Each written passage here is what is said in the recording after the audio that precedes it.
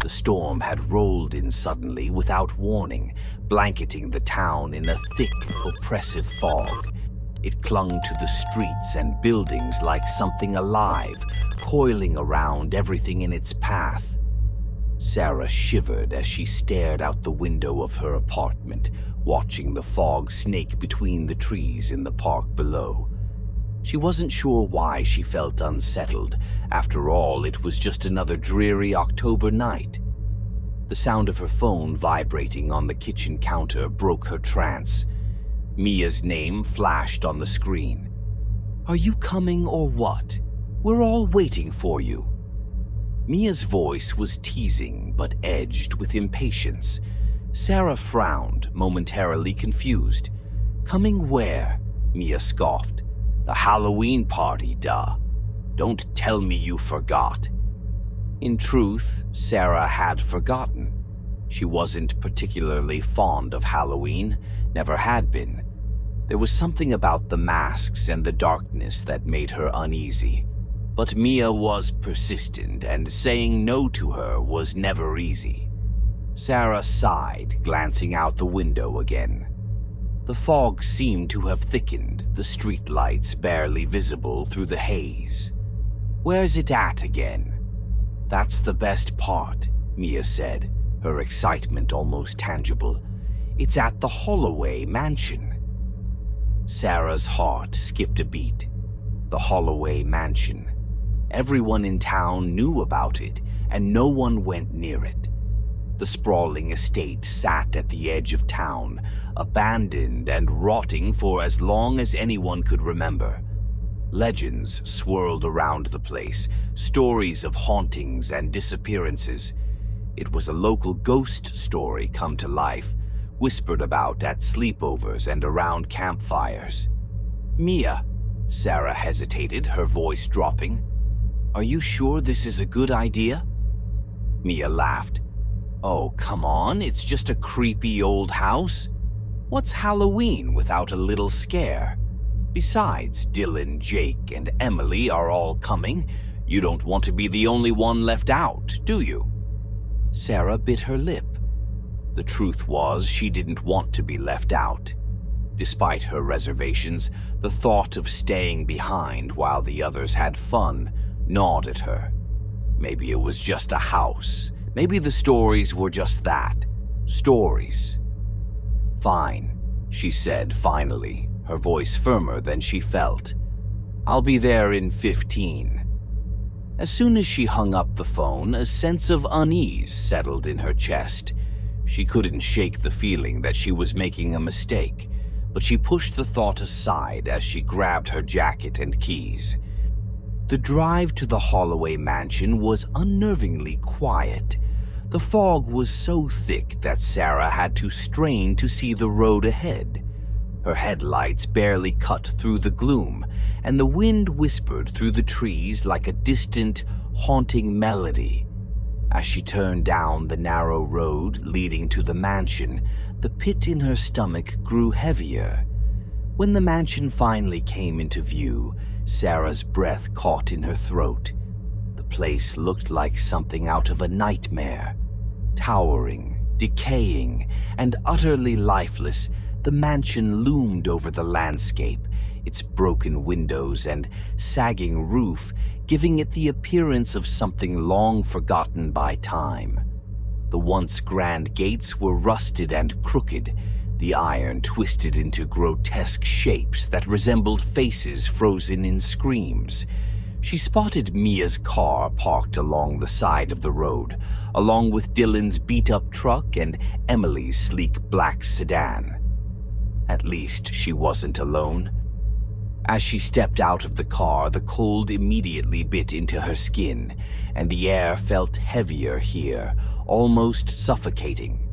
Her breath clouded in front of her, but the sound seemed swallowed by the fog, as though the world around her was holding its breath. The others were waiting for her at the gate, their faces partially obscured by the mist.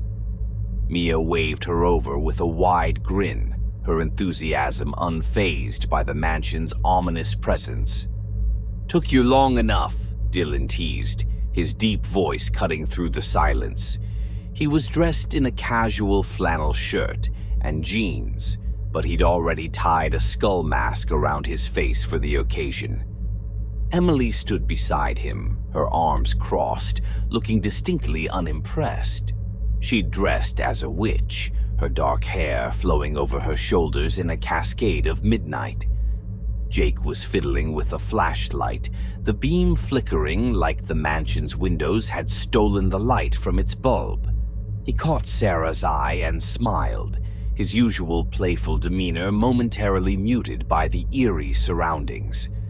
"Guess we're really doing this," Sarah said, her voice betraying more nerves than she intended.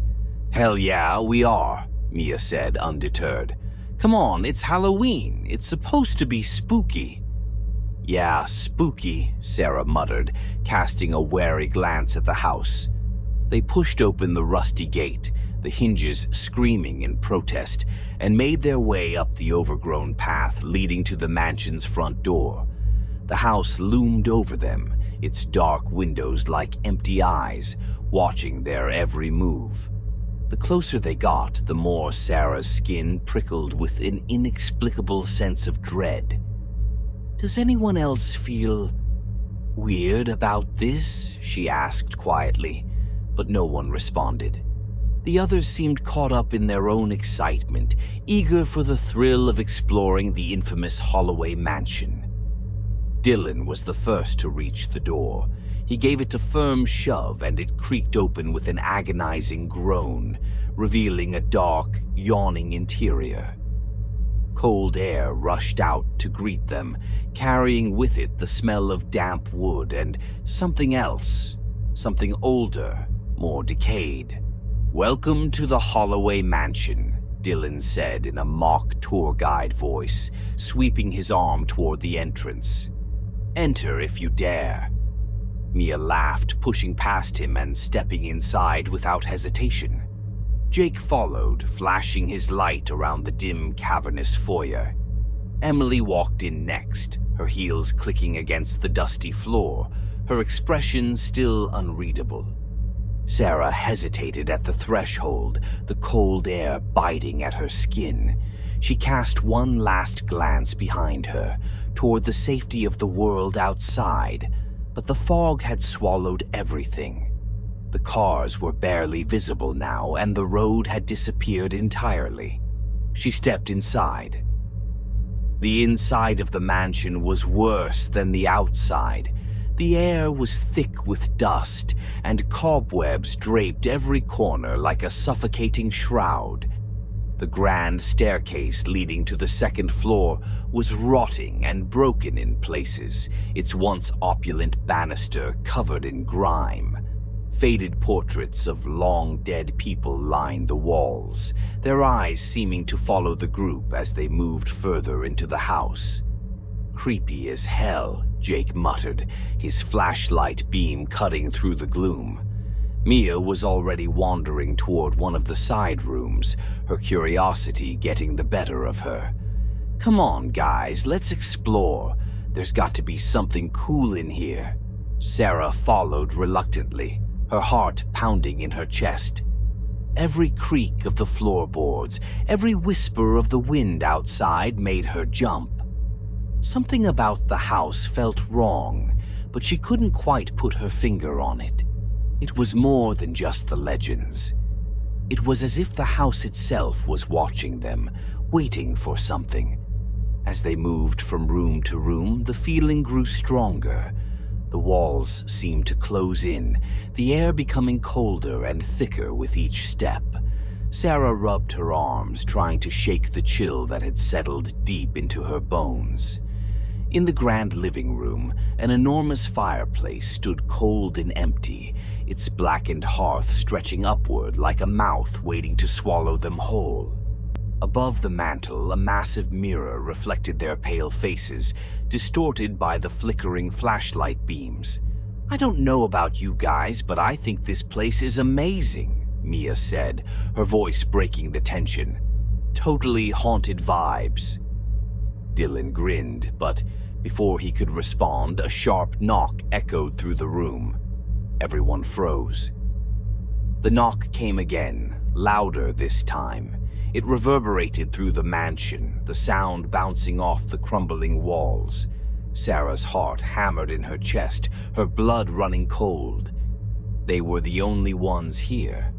"A Halloween prank," Jake whispered, his voice tight with fear. Another knock, louder, closer. The group huddled together, their breath shallow. Sarah's eyes darted to the front door, but it remained shut. The knocking wasn't coming from there. The final knock was deafening, as though it came from the very walls of the mansion itself. And then, silence. The fire in the fireplace roared to life on its own, casting flickering shadows across the room. In the flames, Sarah saw something that made her blood run cold, reflections of their faces, twisted in expressions of terror, mouths open in silent screams. "What the hell?" Dylan started, but his voice was swallowed by the crackling of the fire. Then, from the shadows, a whisper. A single word carried on the cold wind that swept through the room. "Welcome." The door slammed behind them with a force that sent a shudder through the house, as though the mansion itself was waking from a long, dark slumber. For a moment, no one moved. The silence was thick, almost tangible, like a blanket smothering the air around them.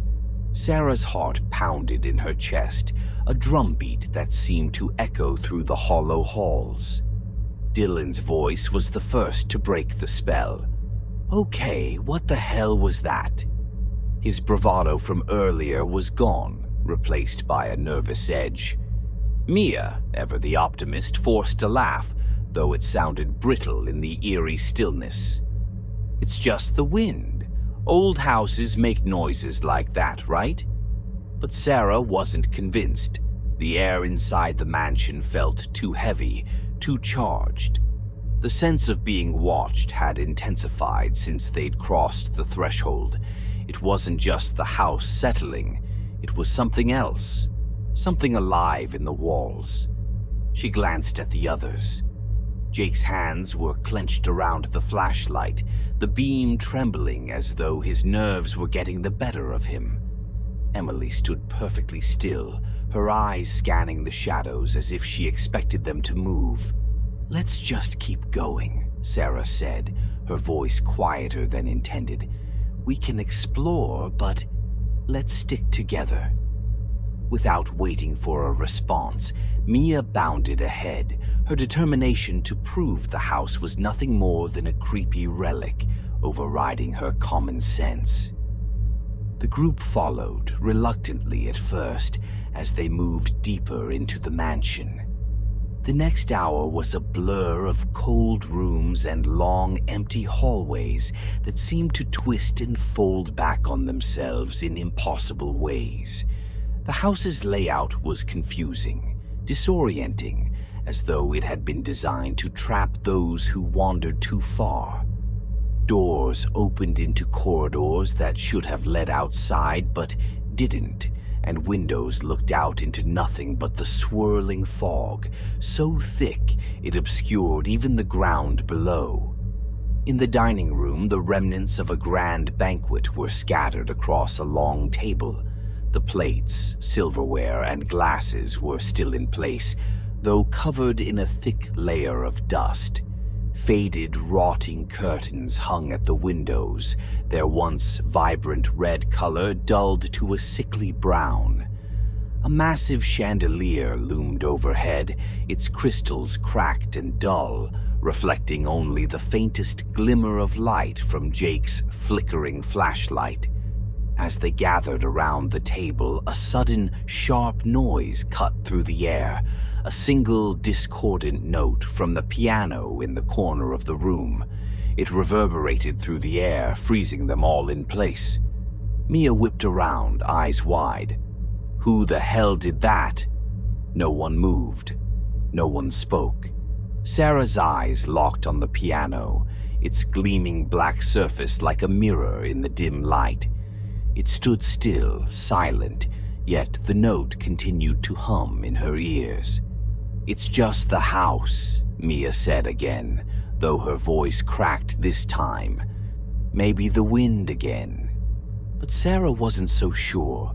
She turned her attention to the doorway, the dark hall beyond it, seeming to stretch endlessly into shadow. "We should leave," she said, her voice barely above a whisper. "Something's not right." But before anyone could respond, the door to the dining room slammed shut, rattling the walls. Jake rushed over, twisting the handle, but it wouldn't budge. "It's locked," he said, his voice tight with panic. "From the outside." "How's that possible?" Emily snapped, her voice rising in pitch. "We didn't lock it." Dylan tugged at the door beside him, trying to force it open, but it wouldn't move. They were trapped. And that's when the lights went out. For a moment, there was nothing but darkness, so complete that it swallowed them whole. The only sound was the panicked breathing of the group, their fear palpable in the blackness. Sarah felt her heart race, her pulse pounding in her ears. Then slowly the darkness began to lift, though not in the way they expected. A faint, sickly green glow seeped into the room, emanating from the fireplace at the far end. The flames, though barely more than embers, flickered with an unnatural light, casting long, twisting shadows across the walls. "Where is that light coming from?" Dylan whispered, his voice small in the vast room. No one answered. The shadows seemed to dance across the room, moving on their own, independent of the flickering firelight. Sarah's eyes followed the movement, her breath catching in her throat as she realized something horrifying. The shadows didn't belong to them. They were moving, circling the room, growing bolder with each passing second. Sarah stepped back, her spine hitting the cold, damp wall, her breath coming in shallow gasps. "I don't like this," Emily muttered, her voice barely audible. "I don't like this at all." And then the whispering started. At first it was barely noticeable, like the rustling of leaves outside a window. But it grew louder, filling the room with a low, guttural murmur. The voices were indistinct, but there was something terribly wrong about them, something that made Sarah's skin crawl. They weren't human. Mia turned to Sarah, her face pale. "Do you hear that?" Sarah nodded, her throat too dry to speak. The whispers grew louder, filling their ears with strange, alien words that they couldn't quite make out. And then, clear as day, one voice rose above the others, a voice so cold and malicious that it sent shivers down Sarah's spine. "You should never have come here." Suddenly, the shadows lunged, enveloping the room in a swirl of darkness. Something cold brushed past Sarah, too fast for her to react. She flinched, gasping as icy fingers seemed to rake across her skin. The others cried out, but she couldn't move, couldn't scream. And then, just as suddenly as it had begun, it stopped. The room was still again. The fire flickered weakly in the hearth, the shadows now lifeless and still. But the terror that had gripped them hadn't loosened. If anything, it had grown stronger, like the house itself was feeding on their fear. "We need to get out of here," Jake said, his voice trembling. "Now." But Sarah's feet refused to move. Her eyes were drawn to something on the far side of the room, a figure barely visible in the dim light. At first, she thought it was a trick of the shadows, but as the firelight flickered, the figure stepped forward. It was a woman dressed in tattered, dirty wedding clothes. Her eyes were hollow and dark, her skin stretched thin over a skeletal frame. She seemed to glide across the floor, her feet never touching the ground, her body contorted in unnatural angles. Mia let out a strangled gasp, backing away. What? What is that?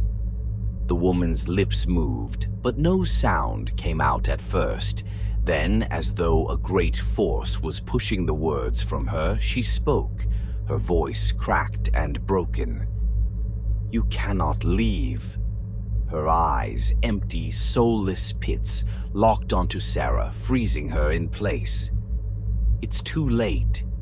The woman's hand reached out, long fingers twisted like claws, beckoning them closer. Behind her, the shadows began to move again, crawling up the walls, coiling around the room like snakes. "Run!" Dylan shouted, breaking the spell that held them. He bolted for the door, and the others followed, pushing and shoving to get out. But the woman didn't chase them. She simply stood there, watching, her dead eyes gleaming in the dying firelight.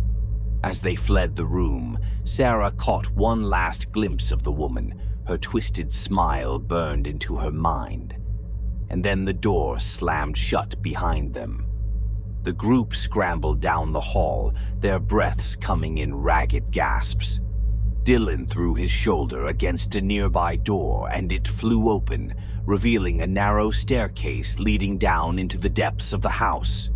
"We can hide down there," Dylan panted. "We just need to wait for whatever that was to pass." "No," Sarah said, her voice shaky. "We need to get out. Now." But there was no way out. Every door they tried led them deeper into the house. The windows were bricked up and the fog outside had thickened, becoming a solid wall of gray that swallowed everything in its path. The house was a labyrinth, its hallways twisting in impossible ways, leading them in circles. The air was thick with a sense of malevolence, as though the house itself was a living entity, watching, waiting. Sarah's mind raced, her fear and confusion battling for control. The diary, Beatrice Holloway's diary. She had to find it. There had to be something in there, some clue, some way to understand what was happening. As they stumbled into another room, Sarah spotted something glinting on a dusty bookshelf. A small, leather-bound book, its pages yellowed with age. She snatched it up, her fingers trembling as she opened it. The words inside sent a chill down her spine. "The house knows your fears. It is alive, and it feeds on us." Sarah's breath caught as she read the final line of the diary. "We should never have come here. The house is hungry." The diary slipped from Sarah's hands, falling to the floor with a dull thud that echoed through the room. The words swam in her mind, their meaning clawing at the edges of her sanity. "The house knows your fears. It is alive, and it feeds on us." Her pulse thundered in her ears, drowning out the sounds of the others as they argued in frantic whispers. The room around them seemed to tighten, the walls creeping closer as if the house itself were listening. Sarah wiped the cold sweat from her brow, her mind spinning. "We should have left when we had the chance," Emily muttered, pacing back and forth near the door. Her face was pale, her witch costume disheveled, like a twisted version of what it had been when they first arrived. "We're going to die here." "Stop saying that," Dylan snapped, his voice cracking. He was trying to maintain control, but the panic in his eyes betrayed him. "We'll find a way out. We just have to..." "Just have to what?" Emily spat, rounding on him. "There is no way out. You saw the windows. You saw how the hallways keep changing. We're trapped." Jake, sitting on the floor with his back against the wall, stared blankly at the flickering light from his dying flashlight. "It's the house," he said quietly. "It's toying with us. We're rats in a maze." Sarah knelt to pick up the diary, the leather cover worn smooth from age, and something darker, something more sinister. She opened it again, flipping through the pages with trembling fingers. The words of Beatrice Holloway painted a grim picture, one too familiar to ignore. The woman had written about the same things. Doors leading to nowhere, windows bricked over, hallways that twisted and turned like a living labyrinth. And the whispers. Always the whispers. Sarah's fingers hovered over a particular passage, her breath catching in her throat. It showed me what I fear most, made me live it over and over until I could barely tell what was real. But I saw something else, too. The house. It thrives on us. We are food for it, and it will never let us go. But there's one way. The passage ended abruptly, the ink smeared as though Beatrice had been interrupted. A chill ran down Sarah's spine. There was something Beatrice had learned, some way to stop it, but she hadn't finished writing it down. The house had stopped her. Suddenly, a distant sound echoed from the hallway outside, a soft, rhythmic tapping, like footsteps moving in slow, deliberate patterns. Everyone froze, their eyes snapping toward the door. "What the hell is that?" Mia whispered, her voice barely audible. She clutched her arms tightly around herself, her earlier bravado completely gone. "Maybe it's another trick," Dylan said, though his voice lacked conviction. "Like before with the shadows." "It's not a trick," Sarah said, her voice tight with fear. "It's something else. The house, it's alive and it's getting stronger." The footsteps stopped abruptly, and the silence that followed was suffocating.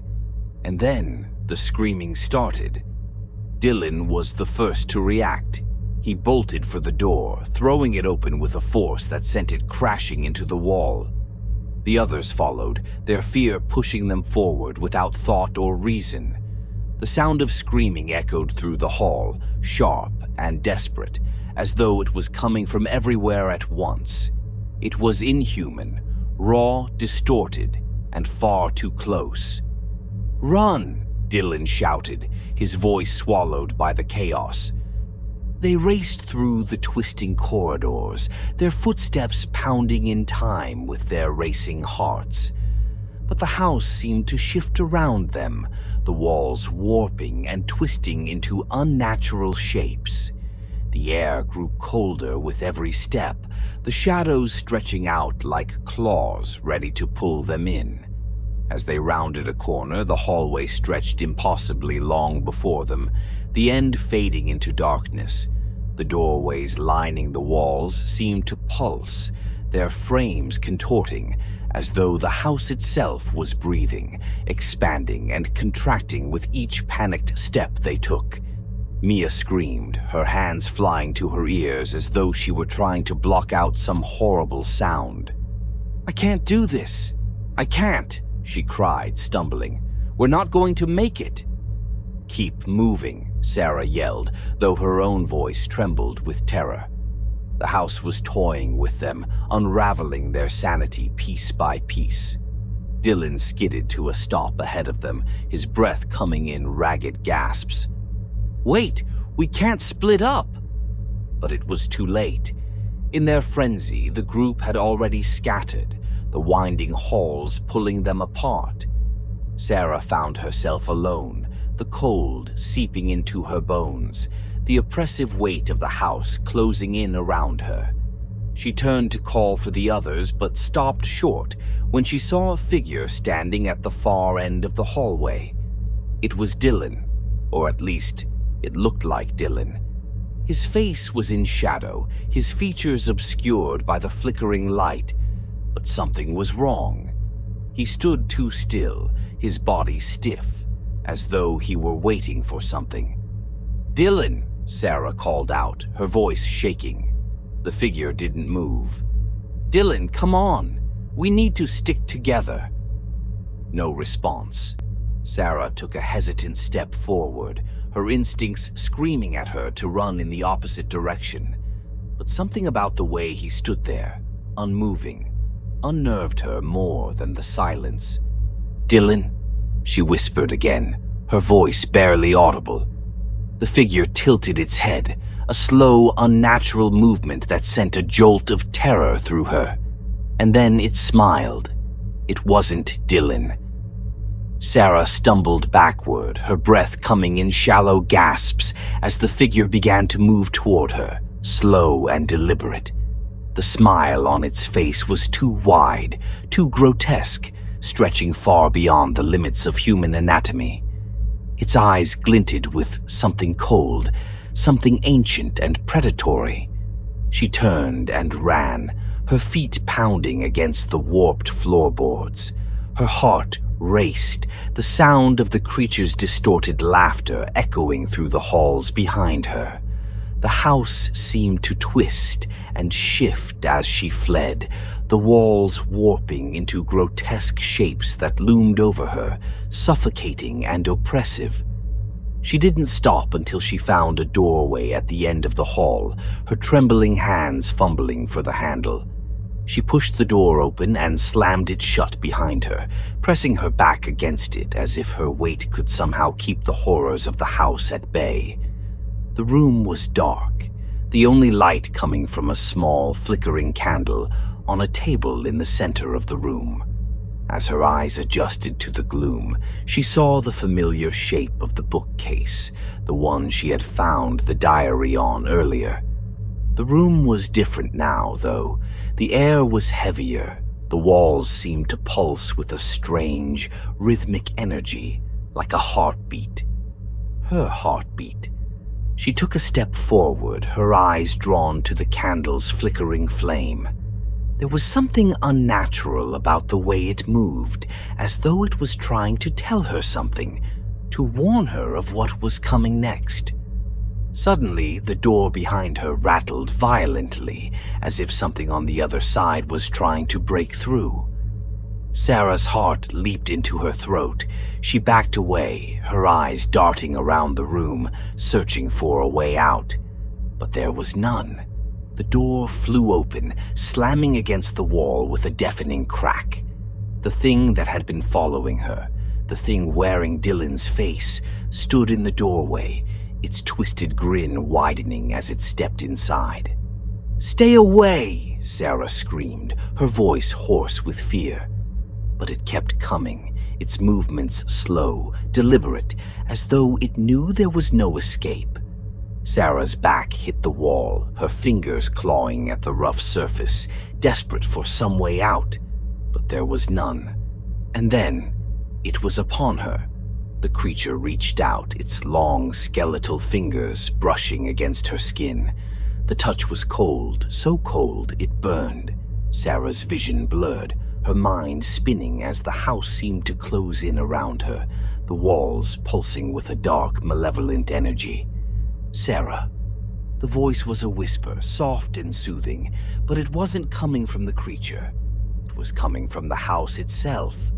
She felt her consciousness slipping, her mind being drawn into the darkness, into the house's twisted, insidious grasp. It was feeding on her fear, devouring her soul piece by piece. And then, in the final moment before the darkness took her, she understood. The house had won. When Sarah opened her eyes again, she was no longer in the room. She was standing in the grand foyer, her feet cold against the marble floor. The others were there too, Mia, Dylan, Jake, and Emily. But something was wrong. Their faces were pale, their eyes hollow and lifeless, like puppets waiting for a master to pull their strings. Sarah tried to speak, but no sound came out. Her body felt heavy, weighed down by something she couldn't see. She wanted to run, to scream, but she couldn't move. She was trapped. The house had taken her, just like it had taken the others. They were all part of it now, lost in its endless twisted halls, forever feeding the darkness that lurked within. And somewhere in the depths of the house, the laughter of the creature echoed once more. The descent was complete. The silence in the house was absolute. It pressed in on Sarah like a weight, suffocating her as she stood in the grand foyer, surrounded by shadows that whispered her name. The others, Dylan, Mia, Jake, and Emily, stood motionless, their faces pale, their eyes blank. They were nothing more than hollow shells now, lifeless puppets in the mansion's dark game. She tried to scream, but the sound caught in her throat, a strangled cry that echoed faintly through the towering halls. There was nothing left to fight, nothing to grasp onto. The house had taken everything, her friends, her hope, her very sense of reality. The air was heavy with the smell of decay and rot, and it clung to her skin like a shroud. Sarah's legs gave out beneath her, and she collapsed to the cold marble floor, her breath coming in ragged gasps. The weight of the mansion, the ancient malevolence that thrummed in its walls, seemed to seep into her bones. Every corner, every shadow, every flicker of dim light felt like a hungry eye watching, waiting. And then, as if in response to her silent despair, a voice, a whisper, barely audible, but unmistakably real. "Sarah, you're almost home." The voice was soft, gentle even, but it carried with it the chill of the grave. She looked up, her heart pounding in her chest, and saw her. Beatrice Holloway. She stood at the top of the grand staircase, her tattered wedding dress trailing behind her like a long shadow. Her face was pale, ghostly, her eyes dark hollows that seemed to drink in the dim light. But her expression wasn't twisted in malice like the others Sarah had encountered in the house. It was something worse. It was resigned. "Beatrice," Sarah's voice was barely a whisper. Her throat felt raw, her body weak, but she forced the words out. "Why are you doing this?" Beatrice drifted down the stairs, her bare feet silent on the cold stone. "I'm not the one doing this," she said, her voice low and mournful. "The house, it's alive, Sarah. It has always been alive. It feeds on us, on our fears, our pain. We are nothing but its playthings, forever trapped in its embrace." Sarah's breath came in short, sharp bursts, the horror of Beatrice's words sinking in like icy tendrils, wrapping around her heart. The truth was inescapable now, undeniable. The house had consumed them all. She was no longer a visitor in this place. She was part of it, woven into the very fabric of its nightmare. "I'm dead, aren't I?" Sarah whispered, the words trembling on her lips. "We all are." Beatrice's eyes softened, but the sadness in them only deepened. "You died the moment you entered its gates. The car crash. It took all of you, just like it took us. The house lures souls here, and once they cross over, they belong to it. Forever." Sarah's mind spun, fragments of memories from earlier that night flashing before her eyes. The drive through the fog, the twisting road, the brief flash of headlights in the distance before everything had gone black. The crash. They had never made it to the party at all. Tears welled in her eyes as she looked around the room, at the still bodies of her friends, at the walls that seemed to pulse and breathe like a living thing. There was no way out. She had been running from the truth all along, but now it was inescapable. Beatrice knelt beside her, reaching out a cold, translucent hand. "The house never lets go, Sarah. It's hungry, always hungry. It doesn't just feed on fear, it feeds on hope. It lets you think there's a way out, but there never is." Sarah shook her head, her body trembling with grief and exhaustion. "There has to be a way," she whispered, her voice breaking. "There has to be." Beatrice's expression was unreadable for a long moment, and then she spoke, her voice barely more than a breath. "There is. One way." Sarah's heart stuttered. What? Beatrice's eyes locked onto hers, and for the first time, Sarah saw something flicker in the woman's dark, hollow gaze. Something like a distant memory of life, of freedom. The house can't feed on you if you have nothing left to give. It can't twist your fears if you stop believing in them. Sarah stared at her, the meaning behind the words sinking in slowly. "I have to let go," she said, the realization filling her with a deep, terrifying certainty. "I have to stop being afraid." Beatrice nodded solemnly. "It's the only way. But it won't let you go easily. It will fight. It will show you everything you fear, everything you love, and make you question what's real.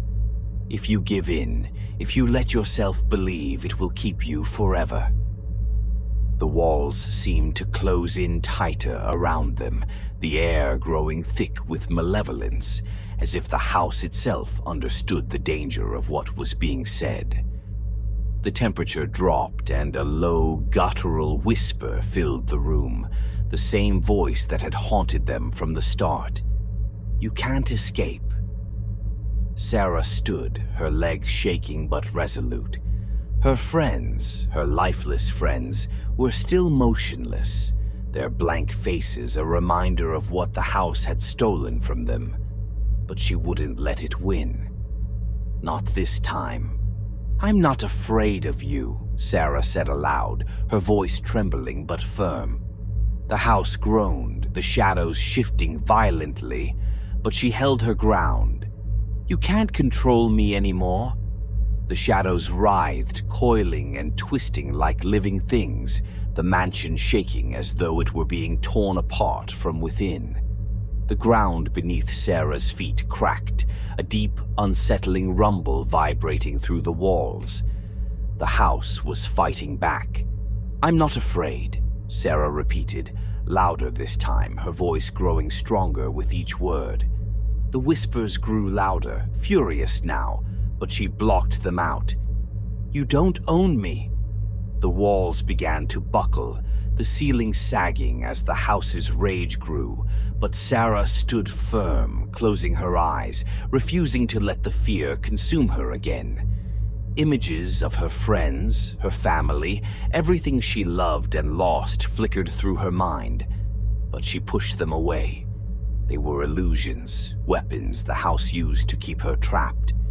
With a final, deafening groan, the house seemed to implode, the darkness swirling violently around her, pulling at her, tearing at her. But she didn't give in. She let go of the fear, the guilt, the hopelessness, and then there was silence. When Sarah opened her eyes, she was standing in the middle of an empty road, the mansion nowhere in sight. The fog had lifted, revealing a starless sky above. She blinked, her body trembling, her heart racing, but the oppressive weight was gone. The Holloway mansion was gone. The realization hit her like a wave, and she sank to her knees, gasping for breath, the cool night air filling her lungs. She had done it. She had let go. But as she sat there, staring down the empty road, something cold lingered in the back of her mind. The others hadn't made it out. The house still had them. She had escaped, but it had only let her go because she had stopped feeding it. In the distance, she heard a faint sound, a voice carried on the wind, soft and familiar. She knew that voice. It was Mia calling her name. Sarah stood, turning toward the sound. The road stretched on forever, winding into the night. The fog was starting to creep back, swirling around her ankles, and she knew what it meant. The house wasn't finished with her yet.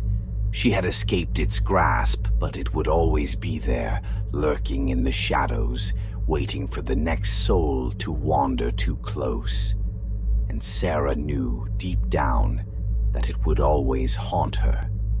The house never truly let go. She was free, but for how long? A new group of friends huddled together, staring up at the Holloway mansion's looming silhouette through the thickening fog. One of them, a boy with a nervous laugh, pulled out an old, weathered invitation. "Looks like we're in for a scare tonight," he said, grinning. The fog swirled around them, thick and suffocating, and from one of the upper windows a shadow watched. Its eyes were empty, its form indistinct, but its presence was undeniable. Sarah stood there, watching, and the house, ever hungry, waited.